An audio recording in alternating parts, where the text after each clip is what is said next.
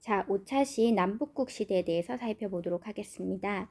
이 단원에서는 주요 학습 내용이 통일신라와 발해의 통치체제 정비에 대해 탐구한다. 그리고 신라 말 정치적 혼란으로 인해 나타난 결과에 탐구한다입니다.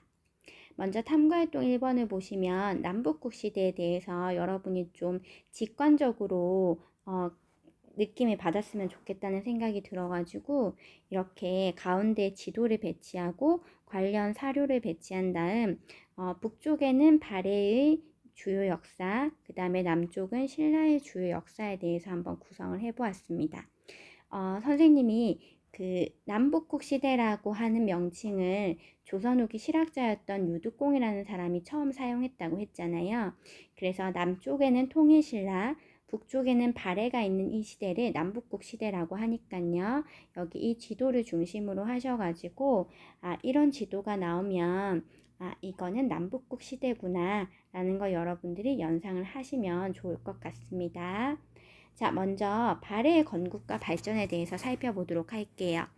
자, 발해는 698년에 만주의 동모산에서 대조영이라고 하는 사람이 건국했다라고 되어 있습니다. 이제 대조영은 발해의 처음 왕인 고왕이라고도 하거든요. 여기서 여러분들이 이 698년이라고 하는 요 연도에 대한 의미를 조금 아셨으면 좋겠는데, 그 고구려가 멸망한 지 30년 만에 고구려가 있었던 지역에 지금 고구려를 계승한 국가가 등장한 것이라서 굉장히 큰 의미를 가진다고 할 수 있습니다. 특히 발해를 건국한 대조영은 우리 모의고사에서 자주 등장하는 핵심 키워드니까 대조영 하면 발해라고 하는 거를 연상하시면 좋겠어요. 이런 발해는 926년에 거란의 공격으로 멸망을 하게 되거든요. 그래서 이 거란의 공격으로 멸망한 이후에 고구려를 계승한 이 고려라는 나라가 생겨나요. 이 고려하고 거란의 관계가 굉장히 안 좋았어요. 그거는 선생님 고려시대에 설명할 때 다시 한번 하도록 하겠습니다. 그래서 건국과 멸망에 대한 개요를 먼저 잡고 발해의 주요 왕들을 지금 선생님이 칸을 3가지를 해가지고 구분을 해놨는데요. 먼저 8세기 초에 대무예라고 하는 이 왕은 바로 무왕입니다. 무왕. 자, 무왕을 뭘로 연상하시면 좋겠냐면 당과 무력으로 대결한다고 했을 때 이 무왕을 연결시키시면 좋을 것 같아요. 왜 8세기 초에는 당과 무력으로 대결을 하게 되었냐면 아무래도 고구려가 있었던 지역에서 새롭게 건국된 나라이다 보니까 발해 건국 초에 당과 신라의 견제를 받을 수밖에 없었습니다. 그래서 무왕은 이제 당과 연결된 흑수말가를 제압하고 산둥반도를 장문휴라고 하는 장군을 이제 명령을 내려가지고 선제 공격을 하기도 했어요. 그리고 돌궐 일본과 친교해가지고 당과 신라의 연합 세력을 견제했고요. 독자적 연호인 인안을 사용했습니다.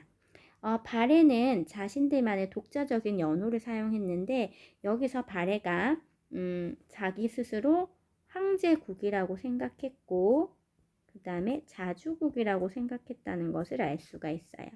그래서 가끔 독자적인 연호를 사용했다라고 하는 내용도 모의고사의 핵심 키워드로 등장할 수 있으니까 한번 눈여겨봐 두시면 좋을 것 같아요.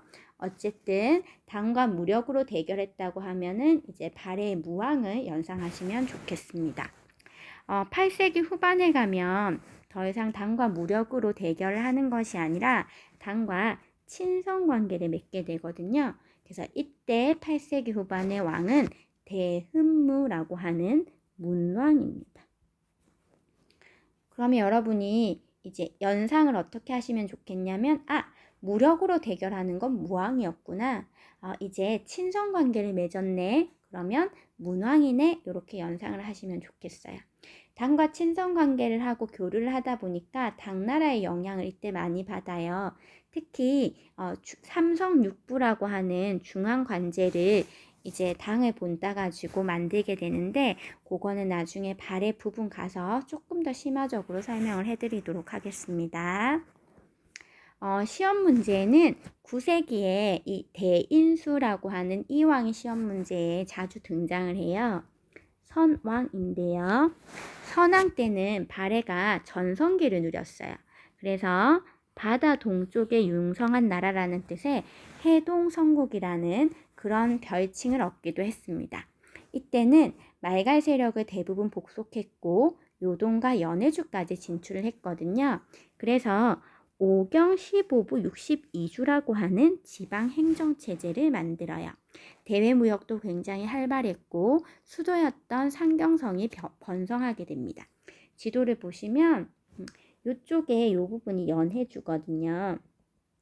연해주와 그 다음에 선생님 이쪽이 요동반도라고 했었잖아요. 그래서 요동과 연해주 거의 만주 대부분의 땅을 차지하고 오경 15부 62주에 지방 행정구역을 갖출 정도로 굉장히 영토가 커졌다는 것을 알 수가 있습니다. 그래서 이렇게 발해는 무왕, 문왕, 선왕으로 이어지는 발전 과정을 여러분들이 눈여겨보시면 좋을 것 같아요. 자, 그리고 여기 2021년 3월 고1 한국사에 나왔던 사료를 보시면 대조영이 유민 등을 수습해서 나라를 세웠다라고 되어 있죠. 그래서 대조영이 핵심 키워드로 등장한다는 것을 알 수가 있습니다. 자, 신라로 넘어가 보겠습니다. 신라는 고구려, 백제, 신라, 삼국시대를 거쳐서 여기 가운데 있었던 가야도 병합하잖아요. 가야도 병합하고 나당연합을 형성해서 백제를 멸망시키고 고구려를 멸망시키고 여기 대동강부터 원산만까지 삼국 통일을 완성하게 됩니다. 그래서 이제 영토가 아무래도 고구려의 영토를 차지하지 못하다 보니까 영토가 조금 축소되었다는 한계를 가지긴 하지만 나중에 한반도 전체를 차지하려고 했던 당나라의 어떤 그런 야심을 알아채고 나당 전쟁을 통해서 당의 세력을 몰아냈기 때문에 자주적이라고 평가하는 견해도 있습니다. 그래서 통일 후에 신라가 어떻게 발전했는지를 여러분이 살펴보시면 좋을 것 같은데요. 여기 전국 역사교사 모임에서 발간한 살아있는 한국사 교과서를 보시면 이 문무왕과 문무왕의 아들인 신문왕에 대한 그런 에피소드들이 실려 있어요. 이거는 삼국유사라고 하는 그 역사책에 고려시대 1년이라는 스님이 쓴 삼국유사라고 하는 역사책에 이 문무왕이 대왕함에서 장사를 지내고 그 다음에 문무왕의 아들인 신문왕이 아버지의 은혜에 감사한다는 뜻의 대왕함 근처에 감은사라는 절을 지어요. 그리고 이때 불기만 하면 적병이 물러가고 병이 낫고 가뭄에 비가 오고 장마치면 날이 개고 바람이 먹고 물결이 가라앉는다는 만파식적이라고 하는 이런 그 전설 속에 그런 유물이 있었다는 것을 통해 가지고 굉장히 시대가 평화로웠다는 것을 상징적으로 보여주고 있습니다. 자, 그러면 여기 한 번 더 살펴보도록 할게요. 통일 후의 신라의 발전에서는 자, 여러분이 여기 신라 중대와 신라 하대 개념을 조금 아셨으면 좋겠는데요. 통일한 직후를 신라 중대라고 하고요. 왕조의 어떤 걸로 왕조랑 대비를 해보면 태종무열한 김춘추부터 해공항까지가 신라 중대라고 봅니다. 근데 이 해공항이 그 반역이 일어나가지고 신하들한테 살해당해요. 그래서 해공항 이후에는 신라가 굉장히 왕위쟁탈전이 치열하게 벌어지기 때문에 그 시대를 신라 하대라고 봅니다. 그래서 해공항 사후에 선덕왕부터 경순왕까지는 신라 하대라고 부르고요. 신라 중대는 굉장히 왕권이 강했지만 신라 하대는 왕권이 약해져서 이 두 시대를 비교하는 그런 모의고사 유형의 문제도 출제가 되고 있습니다.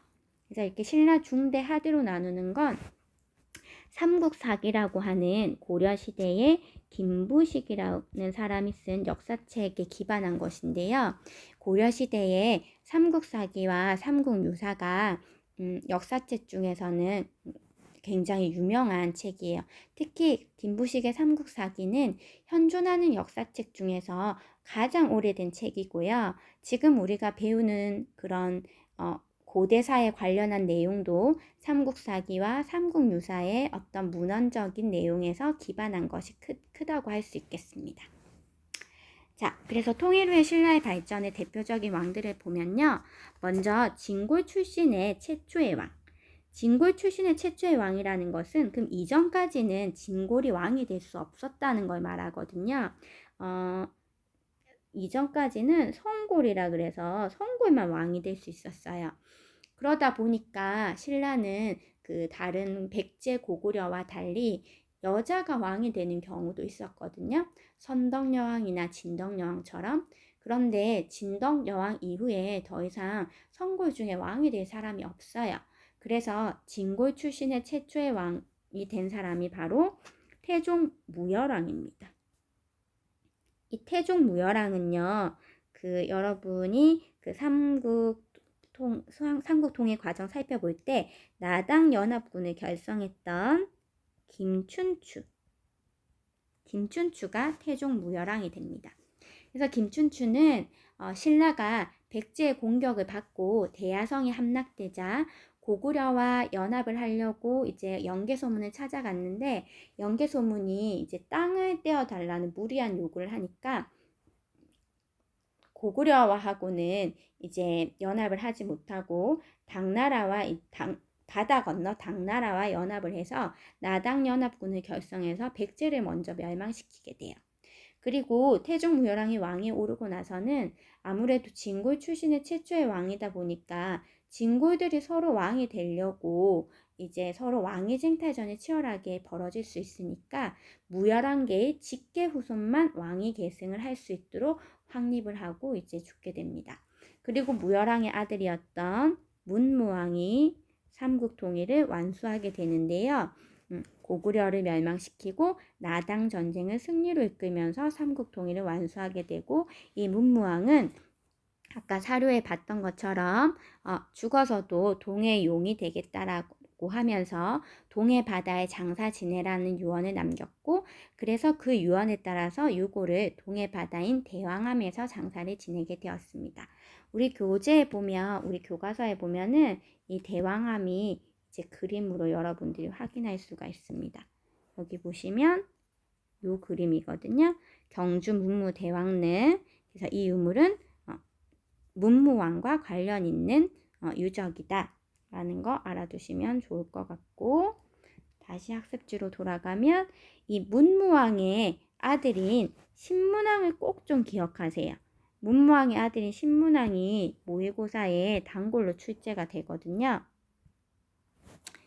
선생님 학교 다닐 때 이거를 조금 직관적으로 연상하기 위해서 신문왕을 뭐라고 이렇게 암기를 했냐면 뉴스페이퍼로 암기를 했었어요. 뉴스페이퍼로 암기를 하면 신문이란 뜻이잖아요.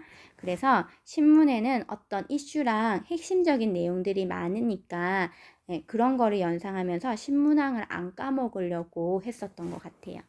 그래서 신문왕의 주요 업적들이 이렇게 나와 있는데요. 신문왕은 중앙집권체제를 강화해서 통치체제를 정비한 왕이거든요.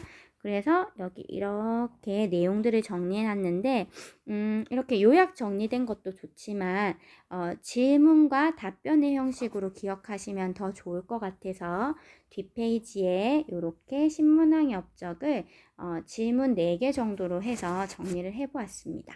같이 한번 볼까요? 자, 신문왕은 반역을 도모한 소판 김흠돌, 파진찬 김흥원, 그 다음에 대하찬 김진공 등을 처형하였다고 했는데요. 이게 신문왕 원년에 일어났던 김흠돌의 난입니다. 김흠돌은 신문왕의 장인이었는데요.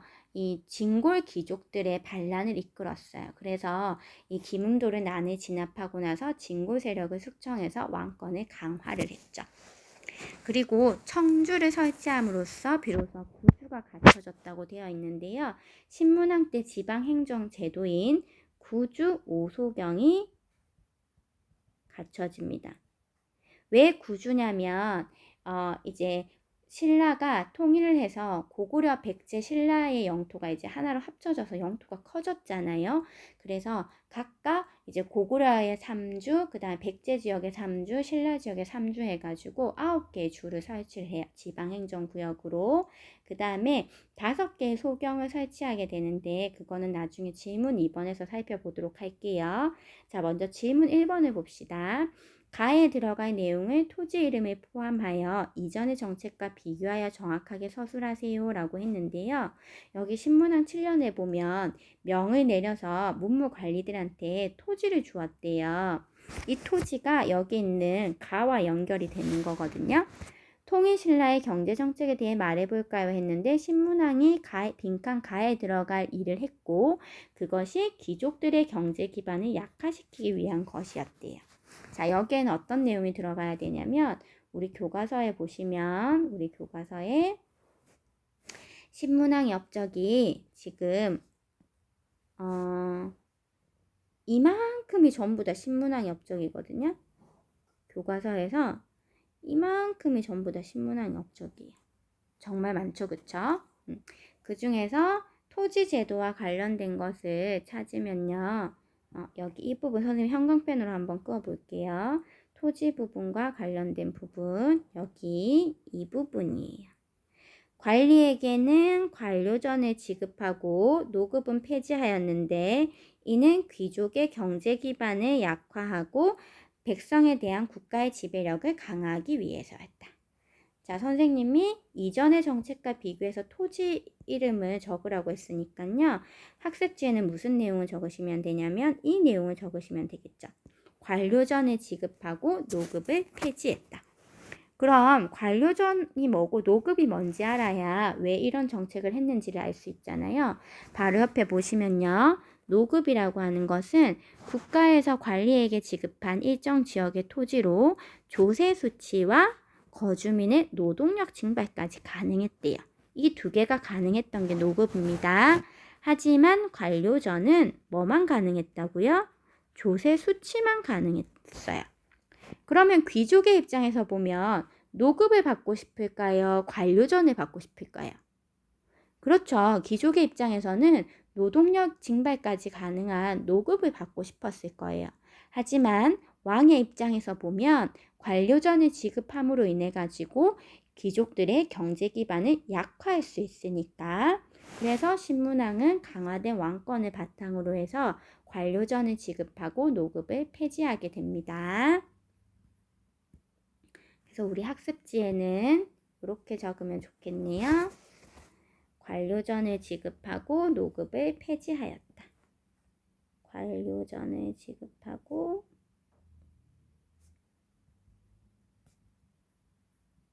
노급을 폐지하였다.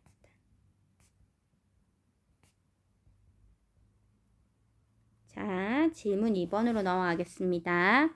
신라가 소경을 설치한 이유는 무엇일까요? 했는데요. 그것도 교과서에 보면 나와 있어요.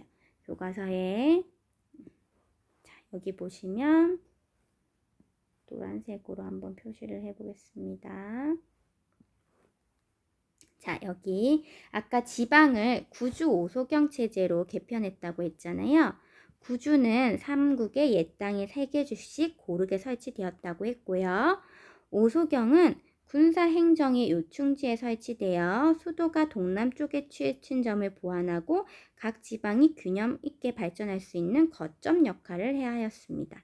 자, 이 내용에서 지금 오소경의 역할만 지금 여러분들이 찾으셔야 되잖아요. 자, 그래서 그 내용은 이렇게 수도가 동남쪽에 치우친 점을 보완하고요. 각 지방이 균형 있게 발전할 수 있는 거점 역할을 하는 거죠. 뭐가? 오소경이요. 지난번에 선생님이 그 요충지에 대한 설명을 했었는데 그 인간의 신체 부위인 이 허리가 굉장히 중요해서 선생님이 허리처럼 중요해서 요충지입니다 라고 이야기를 하려고 하다 보니까 잘못 설명해가지고 요충지의 한자가 허리 요자예요 이렇게 설명을 했어요. 그 잘못된 설명이니까 요충지 하면 그냥 인간의 허리 부분처럼 굉장히 중요한 지역을 나타낸다 라고 생각하시면 될 것 같아요. 그래서 군사 행정의 요충지에 설치돼서 수도가 동남쪽에 치우친 점을 보완하고 각 지방이 균형 있게 발전할 수 있는 거점 역할을 합니다. 그래서 지도를 보시면 여러분이 더 그걸 아실 수 있을 거예요.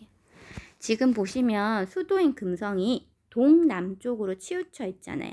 그러니까 군사 행정적 요충지에다가 수도인 금성이 동쪽으로 치우친 것을 보완하고 국토를 균형 있게 발전하기 위해서 5호소경을 설치를 했습니다. 학습지에 따로 적지는 않을게요. 여러분이 교과서 보시고 요거는 명확하게 적으시면 되겠습니다. 자, 질문 3번으로 넘어갈게요. 신라가 중앙군인 구서당에 고구려, 백제, 말가린도 포함한 이유는 무엇일까요? 했잖아요. 자, 이것도 우리 교과서에 적혀 있어요. 자, 교과서에 여기 마지막 단락에 보면 적혀 있거든요. 자, 이거 형광펜으로 선생님이 한번 그어 볼게요. 자, 여기 보시면 중앙군인 구서당에는 신라인뿐만 아니라 고구려계, 백제계, 말갈계도 있었는데 이러한 정책은 유민을 포용하여 국가적 통합을 이루려고 하는 조치였다라고 되어 있어요. 유민을 포용하여 국가적 통합을 이루려고 하는 조치. 여기서 말하는 유민은 뭐냐면은 이제 신라가 고구려, 백제를 통일을 했잖아요. 그러니까 기존의 고구려 사람, 백제 사람들은 신라에 대한 반발이 많았을 거란 말이죠.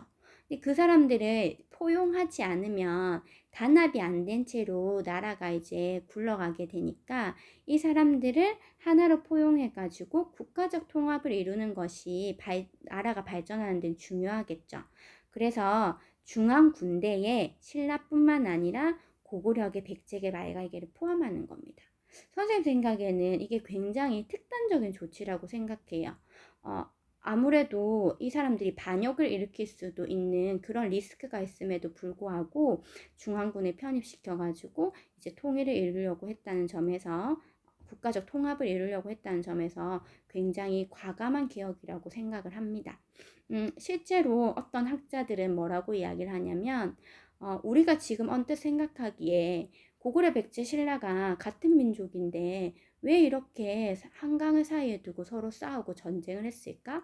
언뜻 보면 이해가 안 될 수 있잖아요. 근데 어떤 학자가 뭐라고 얘기했냐면 고구려, 백제, 신라로 나뉘어져 있을 때는 민족의식이 없었다. 그러니까 서로 한강유역을 사이에 두고 영토를 확장하려고 싸웠지만 신라로 삼국 통일이 된 이후에는 이 나라들이 사만일통이라고 하는, 그러니까 어떻게 보면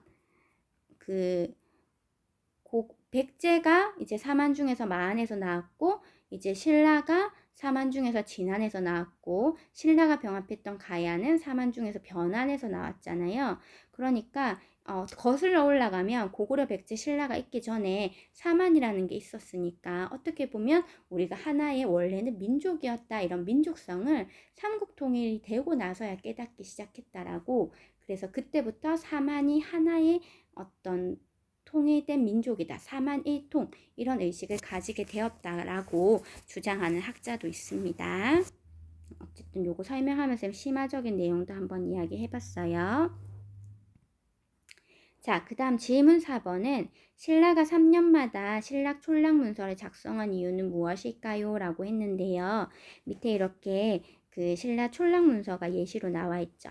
일본 도다이사의 쇼소인에서 발견된 건데요. 어떤 그릇을 포장하던 포장재로 이 종이가 섞여 들어가 있었대요. 그래서 이 종이를 이제 한자를 이렇게 풀이해 보니까 사해점촌과 서원경이 가나라는 촌 등 4개 촌락의 경제 상황을 기록한 문서였는데 어떤 내용이 기록되어 있었냐면 논이 몇이고 밭이 몇이고, 그 다음에 인구도 남녀를 연령별로 6등급으로 구분해 놓고, 말이 몇 마리인지 소가 몇 마리인지, 뽕나무, 잣나무, 가래나무, 나무의 어떤 개수까지도 다 이제 기록을 했었더라는 거죠. 그럼 도대체 이런 것을 3년마다 작성한 이유가 뭐냐?